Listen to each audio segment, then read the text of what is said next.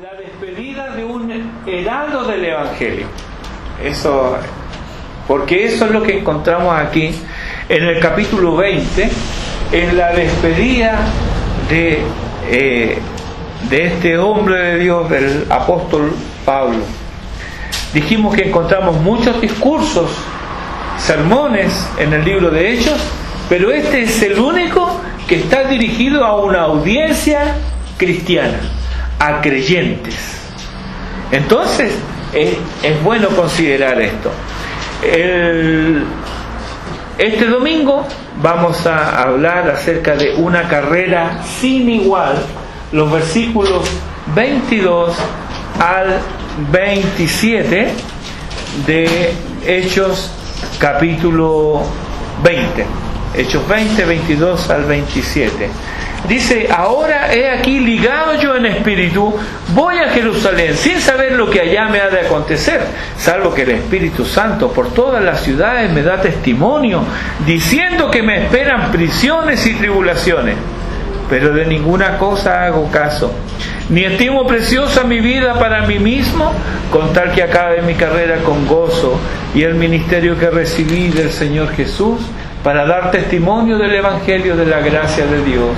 Y ahora, he aquí, yo sé que ninguno de todos vosotros, entre quienes he pasado predicando el reino de Dios, verá más mi rostro. Por tanto, yo os protesto en el día de hoy, que estoy limpio de la sangre de todos, porque no he rehuido anunciaros todo el consejo de Dios.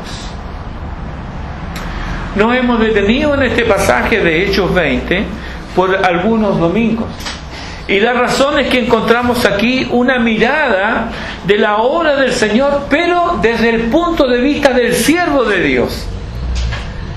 Vemos constantemente la obra del Señor, pero desde el punto de vista de los que la están recibiendo, de los que están viendo. Pero aquí la vamos a ver desde el punto de vista del que está ahí, a caballo de la situación. Pablo abre aquí su corazón y pone ante la vista de sus queridos hermanos su propio ejemplo, pues él no solo enseñaba con palabras. Esto es algo que vemos aquí en dos oportunidades en este discurso. Él pone su ejemplo como testimonio. No era él solo un enseñador de sana doctrina, él la vivía. Él mismo modelaba la doctrina que enunciaba con sus labios. Observa, por ejemplo, las frases en el verso 19: sirviendo al Señor, anunciaros y enseñaros. Versículo 20, testificando. Versículo 21, dar testimonio. Versículo 24, amonestar. Versículo 31, encomiendo a Dios. Frases todas que nos ilustran el ministerio paulino. ¿Qué era lo que lo hacía obrar así? Porque todo esto, todo lo que él hizo, no fue realizado en medio de aplausos y de la aprobación de los hombres. Tampoco fue en un ambiente de seguridad y de gratificación económica, como sostenían algunos corintios. No, si lo que él hace es porque él saca plata de aquí. Eso llegaron a pensar algunos corintios. Nada de esto. Él obró como obró, cumplió su ministerio, como dice el versículo 19, con muchas lágrimas y pruebas que me han venido por las acechanzas de los judíos.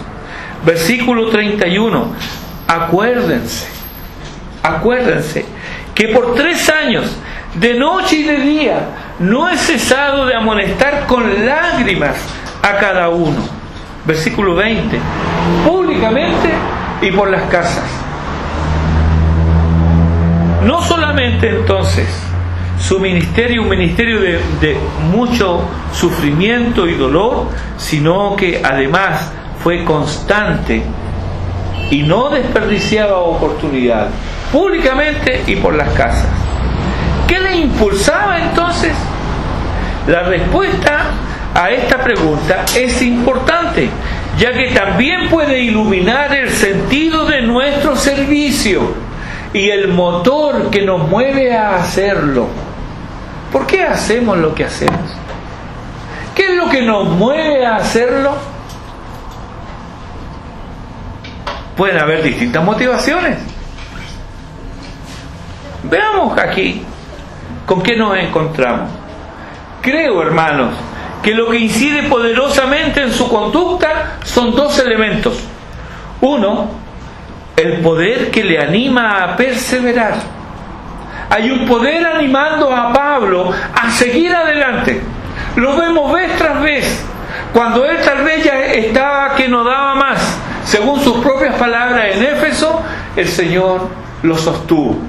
En Corinto de la misma manera. Pablo, habla, no calles.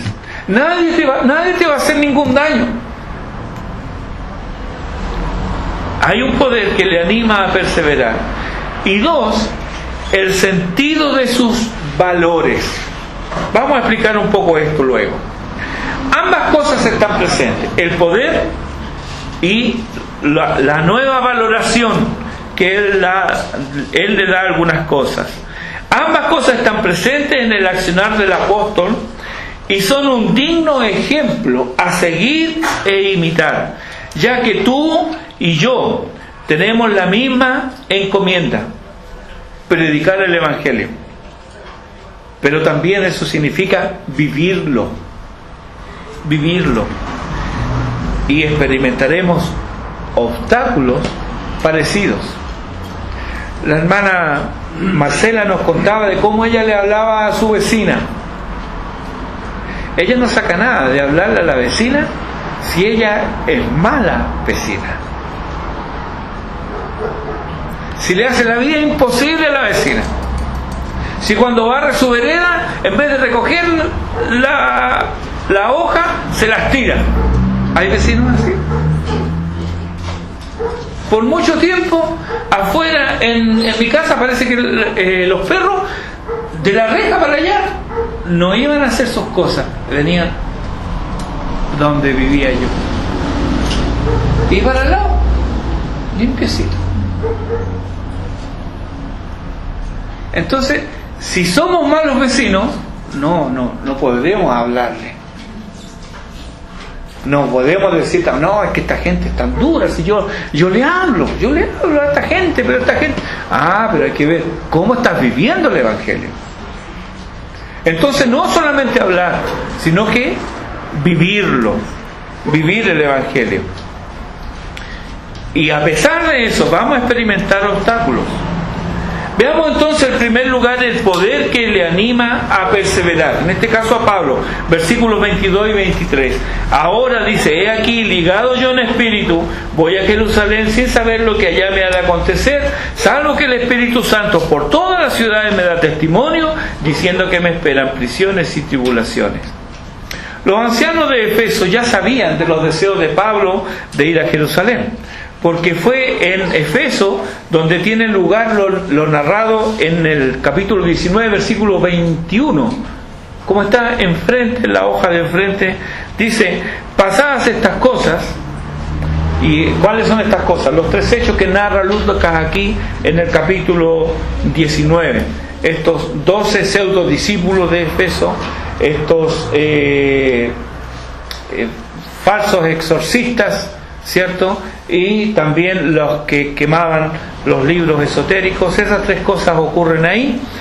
Y luego que pasaron estas cosas, dice, Pablo se propuso en espíritu ir a Jerusalén después de recorrer Macedonia y Acaya, diciendo, después que haya estado allí, me será necesario ver también a Roma.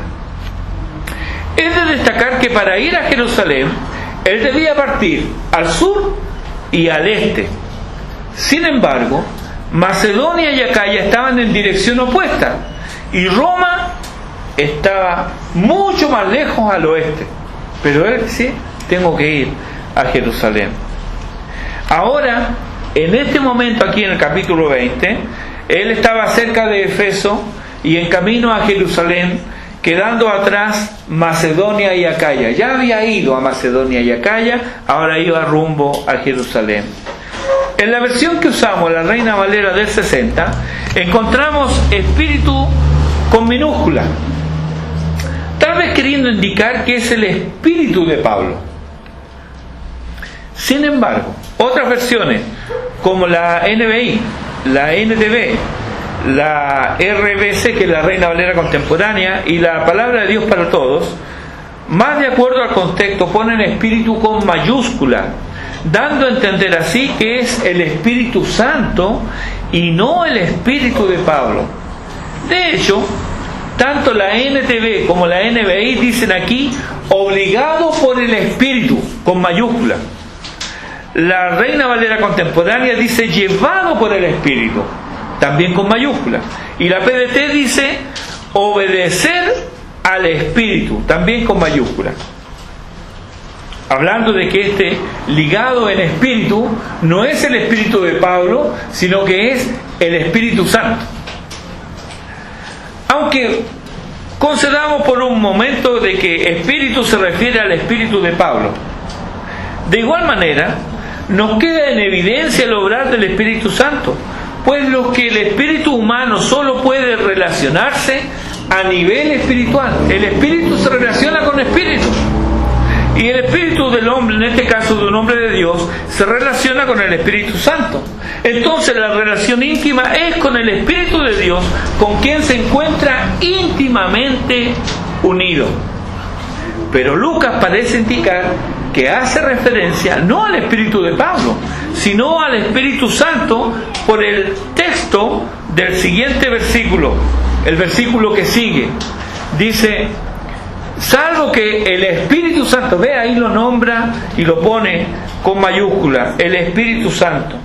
Además, en el contexto general del libro de Hechos, Lucas nos muestra en más de una ocasión cuando el Espíritu trabajó con individuos, el Espíritu Santo.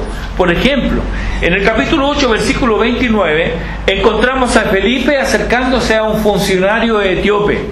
¿Lo hizo por cuenta propia? No, leemos ahí. Y el Espíritu dijo a Felipe: acércate a ese carro. El Espíritu Santo. No es el único ejemplo. En Hechos 10, los versículos 19, 20 y el capítulo 11, versículo 12, y aquí el Espíritu Santo induce a Pedro a acompañar a los hombres que había enviado Cornelio. Y el Espíritu Santo dijo: anda con estos hombres. Vienen hombres. Todas estas cosas el Espíritu Santo aquí las dirige. En el capítulo 13, versículo 2, el Espíritu Santo interviene para que la iglesia en Antioquía comisione a Bernabé y a Saulo, ¿cierto? Dijo el Espíritu Santo: apartadme a Bernabé y Saulo para la obra a la que los he llamado. Y en el capítulo 16, versículos 6 y 7, el Espíritu le prohíbe a Pablo hablar en Asia y no le permite avanzar a Bitinia. Lo leímos hace un par de meses atrás. El Espíritu, entonces, no, como dicen los falsos testigos de Jehová, es una fuerza. No, no es una fuerza, es una persona. Es una persona. No le permite hablar, le prohíbe hablar en Asia y no le permite avanzar a Bitinia. Podemos concluir entonces a este respecto que es el Espíritu Santo el que está tras los movimientos de Pablo. Pablo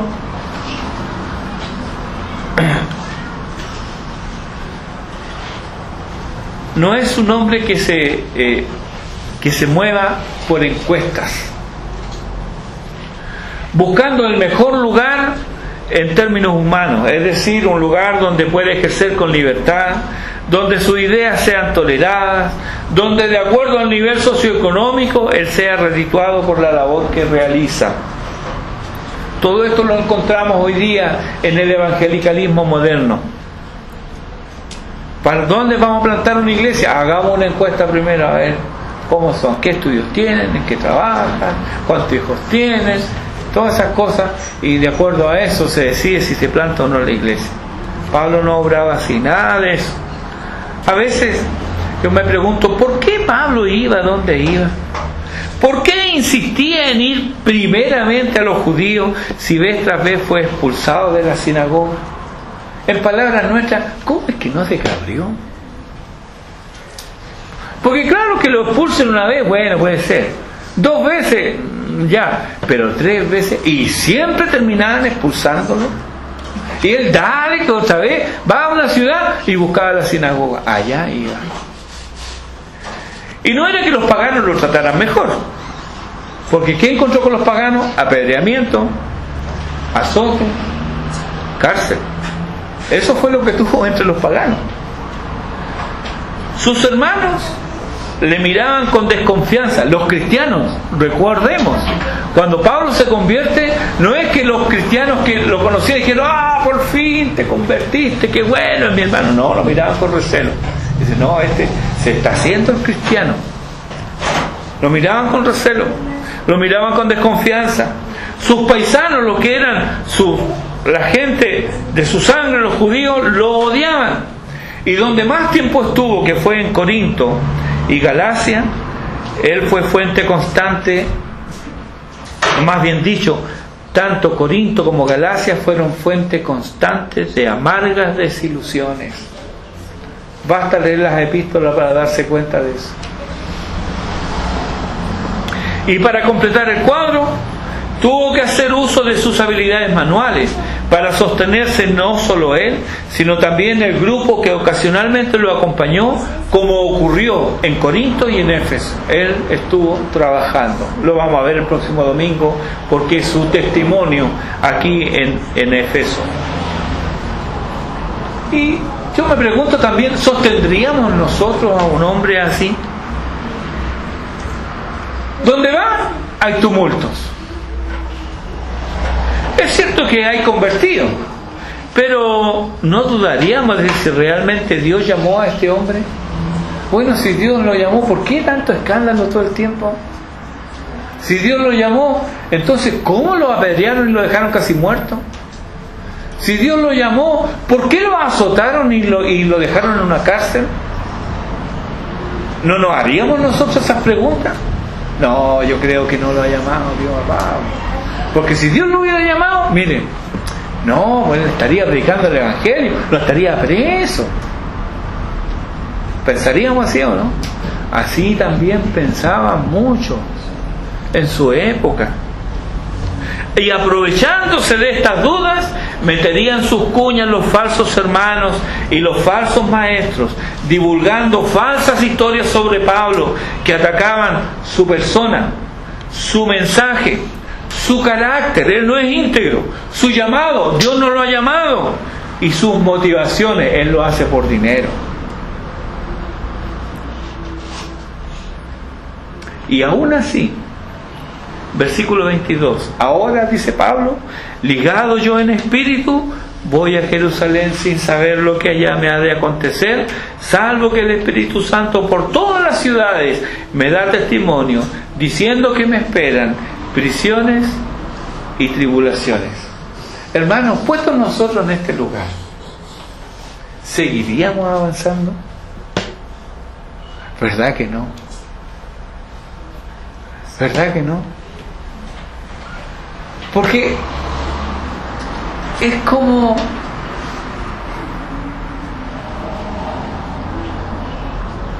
le asignamos importancia a nuestra seguridad. Si hay algo que va atenta contra nuestra seguridad, contra nuestra integridad física, nosotros le hacemos el quite. Y todo el mundo puede comprender eso. O sea, nadie nos va a decir, oye, ¿cómo no fuiste? No, es que... Pero Pablo, a pesar de eso, siguió. ¿Recuerdan a otro que fue así también? Jesús sabía lo que le esperaba en Jerusalén, pero él, frente, allá. Era su deber, era su labor. Antes de estas cosas, él le ha escrito a los romanos, Pablo, y en el capítulo 15, a partir del versículo 25, nos enteramos de las aprensiones que tenía respecto de ese viaje. Él debía ir a Jerusalén, lo había dicho antes, ahora estaba yendo, pero antes le había escrito a los romanos esto. Él sabía lo que iba a pasar. Mire cómo le escribe: mas ahora voy a Jerusalén, dice, para ministrar a los santos, porque Macedonia y Acaya tuvieron a bien hacer una ofrenda para los pobres que hay entre los santos que están en Jerusalén, pues les pareció bueno y son deudores a ellos, porque si los gentiles han sido hechos partícipes de sus bienes espirituales, deben también ellos ministrarles de los materiales. Así que, cuando haya concluido esto y les haya entregado este fruto, pasaré entre vosotros rumbo a España. Y sé que cuando vaya a vosotros, llegaré con abundancia de la bendición del Evangelio de Cristo. Mire, qué bonito. Puro viaje y todo bien. Pura bendición. Pero os ruego, hermanos, por nuestro Señor Jesucristo y por el amor del Espíritu, es el apóstol Pablo, que me ayudéis orando por mí a Dios, para que sea librado de los rebeldes que están en Judea, y que la ofrenda de mi servicio a los santos en Jerusalén sea acepta. Os ruego, hermanos, os ruego que me ayudéis orando,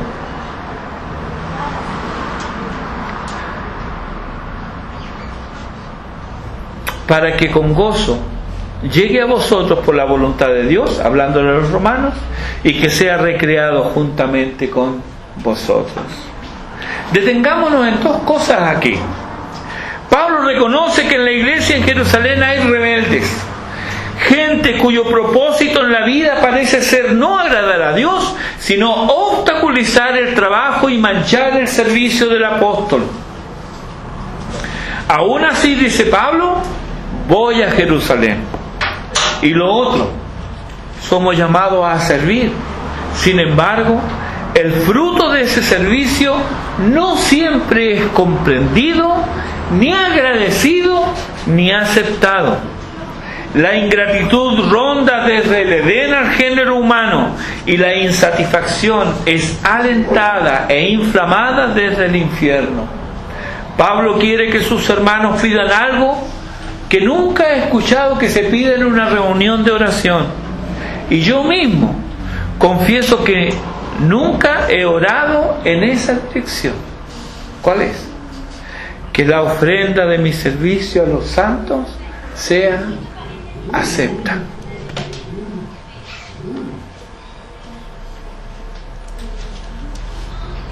Ya sea que la acepten, dice Pablo, o que la rechacen, o aun que la desprecien, voy a Jerusalén.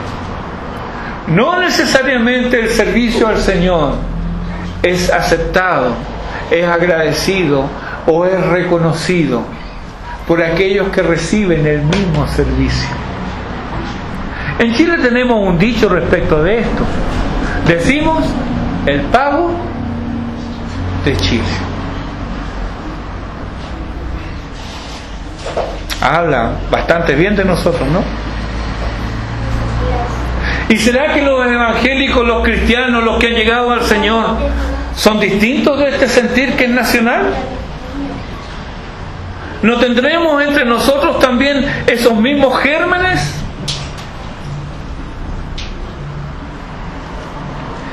Que la ofrenda, ayúdenme orando en esta dirección, que la ofrenda de mi servicio a los santos sea acepta. ¿Qué estaba haciendo Pablo? Pablo recorrió, tenía que ir a Jerusalén, pero fue allá, tenía que ir al este, fue allá al oeste y al norte. Acaya, Macedonia. Recorrió esas iglesias, de ahí juntando el dinero para enviarle a los pobres de allá de Jerusalén. Uno podría decir: estos hermanos lo recibieron con los brazos abiertos. Pablo, qué bueno que viniste, esta ofrenda, qué necesaria, damos gracias a Dios por ello. No.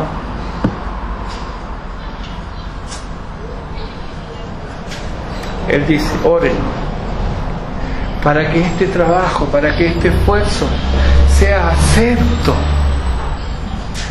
por estos hermanos. Para Dios el sacrificio y el trabajo hecho en su nombre siempre es acepto. Pero somos nosotros los que fallamos en reconocer muchas veces a aquellos que lo están haciendo bien.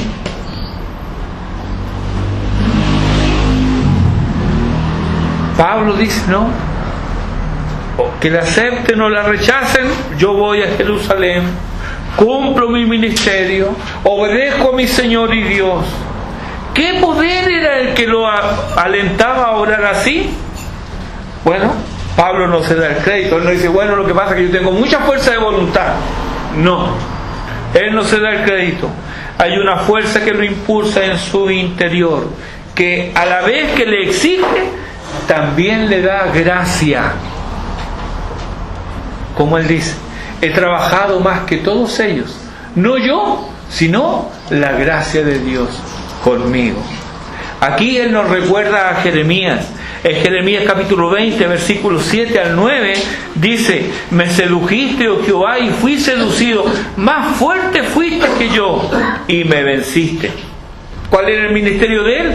Cada día he sido escarnecido, cada cual se burla de mí. Esto cosechó. ¿Por qué? Porque cuantas veces hablo, doy voces, grito, violencia y destrucción, porque la palabra de Jehová me ha sido para afrenta y escarnio cada día. Y dije, podemos entenderlo, porque muchas veces nosotros nos encontramos en esta misma situación. No me acordaré más de él, ni hablaré más en su nombre. Hay momentos difíciles en los cuales, sobre todo cuando en un servicio a Dios, el trabajo, ese servicio, no es aceptado, no es reconocido, y todo lo contrario, se ven segundas intenciones donde no las hay, viene el desánimo, y finalmente termina diciendo uno, ya no, nunca más. ¿Te ha pasado?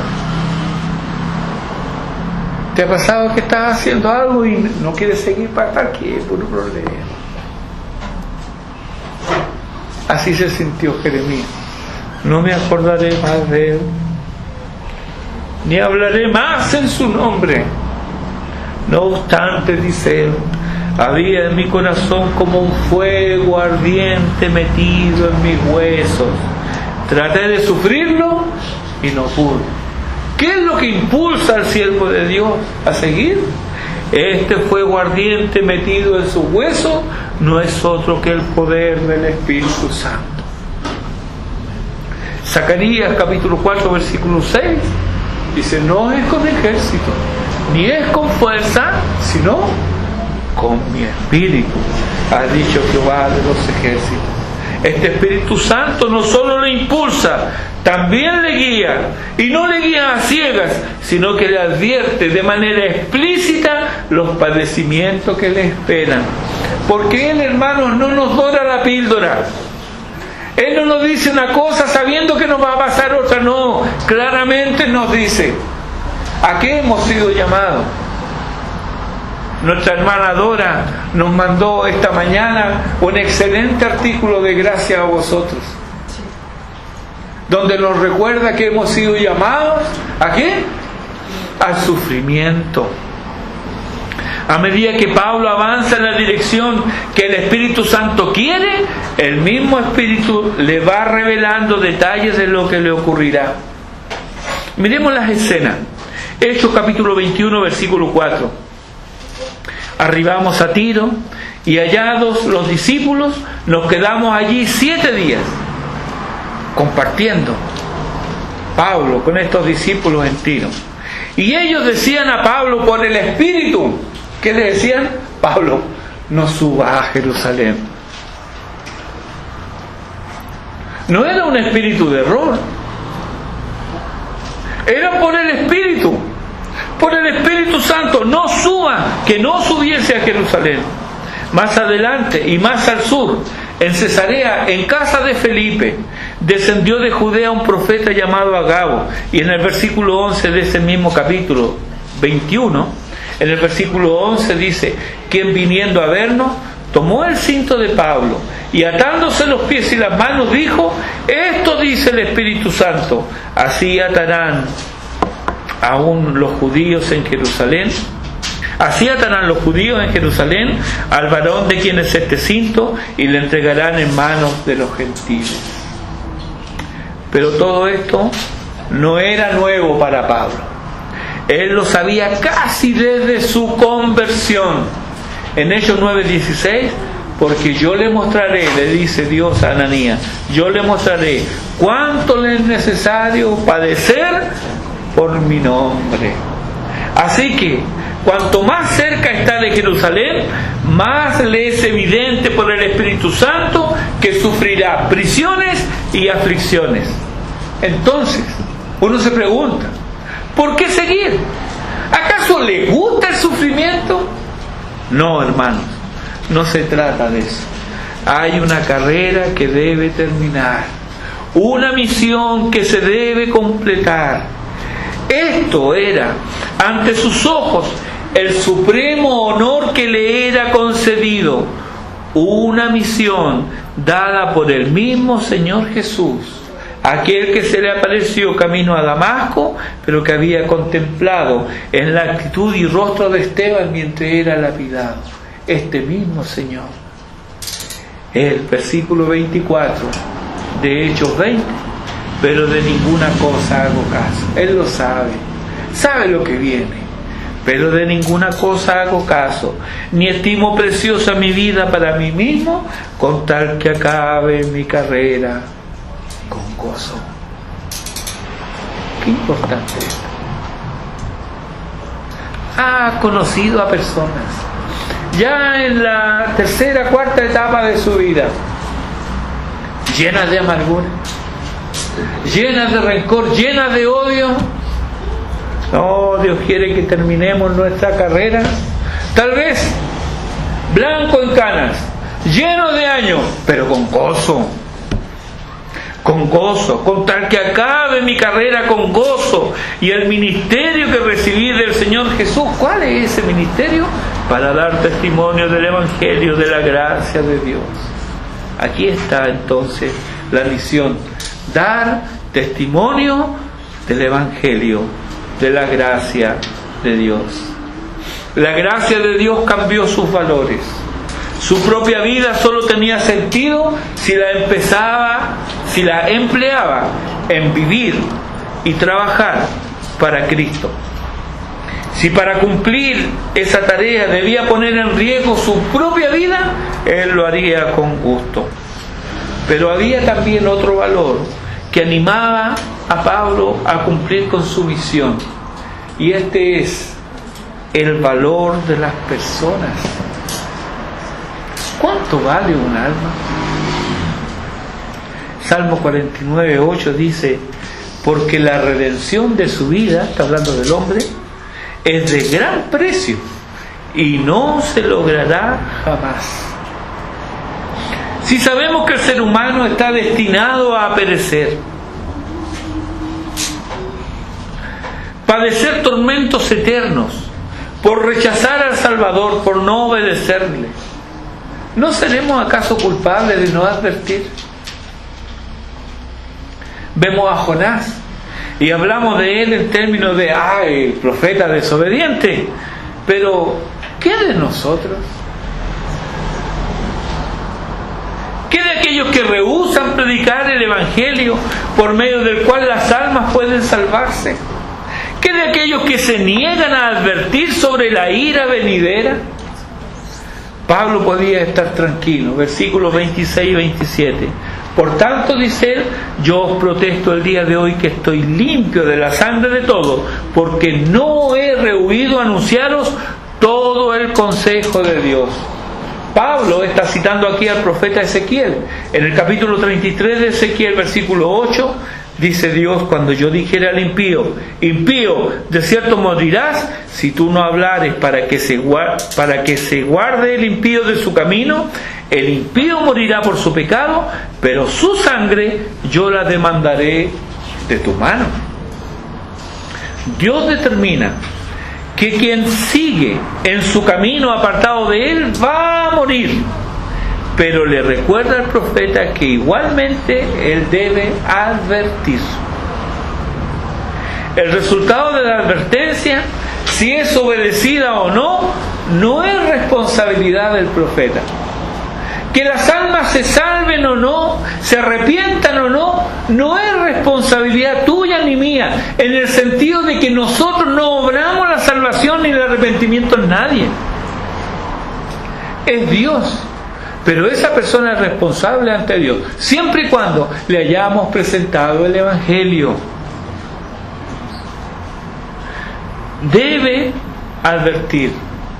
Debemos anunciar el juicio, debemos testificar, y en relación a este trasfondo del valor del ser humano es que Pablo hace todo lo posible para que el hombre cambie su destino eterno. Como dice el himno que cantamos, sin Cristo no tengo nada, sin Cristo no hay salvación, sin Cristo yo voy por la vida como un barco sin timón a ninguna parte. Mira cómo le expresa Pablo su amor y el valor de la criatura que tiene para él y para Dios. En Romanos capítulo 9, versículo 3, él llega a decir esto: porque deseara yo mismo ser anatema, separado de Cristo, por amor a mis hermanos, los que son mis parientes según la carne. Por eso él puede decir: estoy limpio de la sangre de todos, porque no he rehuido anunciaros todo el consejo de Dios. Los predicadores, maestros, ancianos, pastores son constantemente presionados y tentados para proclamar solo una parte de la voluntad de Dios, el lado B del consejo divino, pero no necesariamente todo. Además, tanto hoy como ayer se suma el hecho que las multitudes quieren oír solo cosas halagüeñas. ¿A quién le gusta que le hablen que es un impío, que es un pecador y que necesita arrepentirse? Si se escucharan, hermanos. Lo que pasa es que usted es muy bíblico. Esa fue una de las cosas que a mí me soltaron. Otra: ¿para qué habla tanto del arrepentimiento? Está bien un poco, pero tanto, siempre. ¿Será necesario? Otra: hay que suavizar el lenguaje, porque si no, se pueden sentir. Y de hecho pasa eso. Pero esta actitud de las masas inconversas es más antigua que el cristianismo. Lo grave es que inunda las iglesias porque en ellas abundan los convencidos y escasean los convertidos. Hay muchos religiosos y pocos creyentes. Israel también sufría lo mismo. Isaías capítulo 30, versículos 9 al 11 dice: porque este pueblo es rebelde, hijos mentirosos, hijos que no quisieron oír la ley de Jehová, que dicen a los videntes: no veáis, y a los profetas: no nos profeticéis lo recto, decidnos cosas halagüeñas, profetizadnos mentiras, dejad el camino, apartaos de la senda, quitad de nuestra presencia al Santo de Israel. Tal vez no lo digan con estas palabras, pero con sus hechos, con su conducta, esto nos están diciendo: no me hables más de santidad. ¿Por qué me tienes que hablar del pecado si Dios es amor, Él me ama? Además Él me conoce. Y hablan así con total desparpajo. Eso no produce ninguna gota de arrepentimiento en sus vidas.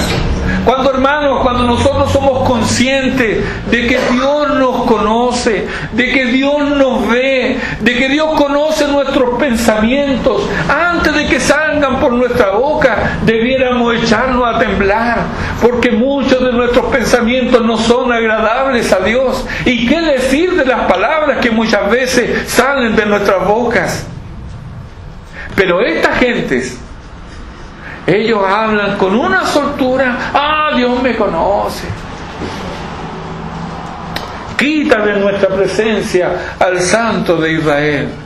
Háblame del Dios de amor, pero no me hables del Dios santo. Por tanto, hermanos, por estas razones es nuestro deber advertir, amonestar y exhortar, porque hay un león rugiente que está presto a devorar. Claro, la hierba es verde y es deliciosa, pero también hay lobos. También hay lobos. No quisiéramos, por otra parte, estar en los zapatos de aquellos que enseñan que el león en el camino no es más que un mito. Y se llaman cristianos. Este proceso de vigilancia debe ser constante. En Cristo estamos seguros, claro que sí, pero esto no nos da licencia para un andar descuidado y carnal, para no disciplinarnos, aunque esto no sea amable ni popular, pero sus frutos son preciosos a nuestras almas. Hebreos capítulo 12, versículo 11 lo dice claramente: es verdad que ninguna disciplina al presente parece ser causa de gozo, sino de tristeza, pero después da fruto apacible de justicia a los que en ella han sido ejercitados. Podemos concluir entonces que lo que impulsaba a Pablo, pese a los múltiples y constantes obstáculos, era la presencia del Espíritu Santo en su vida, y que desde su conversión habían cambiado el valor de las cosas. Ahora valoraba lo que Dios valoraba. El deseo de Dios eran sus deseos, y esto le hacía perseverar en condiciones que normalmente harían claudicar a cualquiera. Por ende, hermanos, como creyentes, debemos anhelar ser llenos del Espíritu para ser guiados e impulsados por Él a hacer lo que a Dios le agrada. Entonces, amaremos lo que Dios ama y aborreceremos lo que Él aborrece. En otras palabras, Cristo debe habitar por la fe en nuestros corazones. Dice que Cristo mora en ti. ¿Qué es lo que anhela tu alma? ¿Dónde está tu tesoro? ¿Qué es lo que consideras más preciado para tu vida? Si te das cuenta que lo que te hace perseverar es la fuerza de la costumbre o el ¿qué dirán?, es muy probable que no conozcas a Cristo, que seas uno de los tantos religiosos que frecuentan las congregaciones sin jamás ser parte de ellas, porque ser parte de una congregación es pertenecer a Cristo, y los que pertenecen a Cristo comprueban en todo su quehacer lo que es agradable al Señor, a la vez que no participan en las obras infructuosas de las tinieblas, porque buscan ser llenos del Espíritu. Lo repito, ser parte de una congregación es pertenecer a Cristo. Y pertenecer a Cristo, los que pertenecen a Cristo comprueban. Efesios 5:10, comprobando lo que es agradable al Señor. Los que pertenecen a Cristo comprueban en todo su quehacer lo que es agradable al Señor, por una parte. A la vez, no participan en las obras infructuosas de las tinieblas, porque ellos buscan ser llenos del Espíritu. Volvámonos entonces a Él para que seamos guiados y fortalecidos por Él. ¿Necesitamos su guía? ¿Necesitamos ser fortalecidos? Hoy mismo. ¿Necesitamos ser fortalecidos? Volvámonos a Él entonces. A Dios sea la gloria.